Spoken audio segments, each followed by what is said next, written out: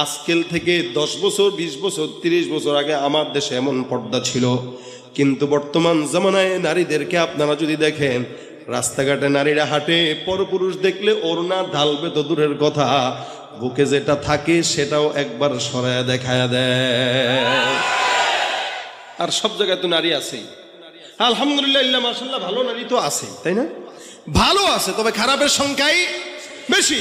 মার্কেটে যাবেন নারী, বাজারে যাবেন নারী, সংসদেও ছিল নারী, সংসারেও নারী, সব জায়গায় নারী। আমরা ঘর জামাই হয়ে বসে আছি শ্বশুর বাড়ি, কথা ঠিক কিনা জোরে কন? আর এই নারীদেরকে, অবলা জাতিদেরকে সমান অধিকারের নামে একদল রাস্তায় নামায় দিয়েছে। এখন নারীরা কয় আমরা নারী, আমরা সব পারি। প্লেনও চালায়, অটোও চালায়, হুন্ডাও চালায়। এক সময় দেখতাম পুরুষরা হুন্ডা চালাইতো, নারীরা পিছনে বসা থাকতো। এখন নারীরা চালায়, পিছনে পুরুষ বসা থাকে। কথা ঠিক কিনা? এখন আর পুরুষরা বিয়ে করে না, পুরুষরা বিয়ে বসে, নারীরা বিয়ে করে। কি ঠিক নি?